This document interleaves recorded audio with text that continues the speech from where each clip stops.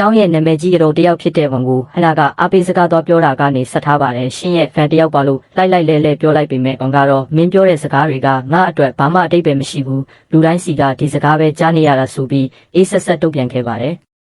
တစ်ဖက်မှာလည်းဟိုင်နန်ရဲ့အိတ်ထဲမှာအစုံပါတာကိုတပတ်လုံးချောင်းကြည့်နေတဲ့အခါဆိုတဲ့ကောင်လေးကလည်းရှိနေပြန်တယ်စာကြီးတိုက်မှာဟန်တယောက်ကိုရီးယားစာအုပ်ကိုအသေးအတန်ဖတ်ဖို့ကြိုးစားနေတော့နဲ့ဆုံပြီးမျက်စိမိတ်ဆူတောင်းရင်တကြားလုံးထွက်လာမယ်ဆိုတဲ့ဆက်နောက်တာကိုခံလိုက်ရပါသေးတယ်။အရန်ကိုရိုးလုံးနဲ့ဟနာကတော့တကယ်ယုံပြီးဖီးစာတောင်းတဲ့အခါမှာတော့အလောင်းခံလိုက်ရတာပေါ့။ဇက်ရှိန်တက်လာတာကတော့ Midden Project အတွက်အဖွဲ့ခွဲတဲ့အချိန်မှာကန်ဆိုးကျင်တော့ဟန်တယောက်မာနကေရောနဲ့ကလိုးနဲ့တဖွဲ့လေးကျသွားပါတယ်။ဟိုင်နာကရိုးရိုးเจ้าကလာတာမှန်တိတိချင်းပါပဲ။အောင်ကဝင်ထုတ်ဝင်ဖို့ဖြစ်အောင်ပါပဲဆိုပြီးအထင်သေးတဲ့မျက်လုံးတွေနဲ့ကြည့်ခဲ့ပါတယ်။ဆရာမကဝိုင်းကူပေးဖို့ပြောထားတဲ့တငယ်ချင်းကလည်းသူ့ project နဲ့သူ့မိုဟန်နာကိုအားမကိုဖို့တတိပေးလိုက်တဲ့အခါမှာတော့အတွေ့အကြုံမရှိတဲ့ဟာနဲ့တယောက်ဒီ project ကိုဘလို့အောင်မြင်အောင်လုပ်မလဲဆိုတာရင်ခုန်စရာပါပဲ။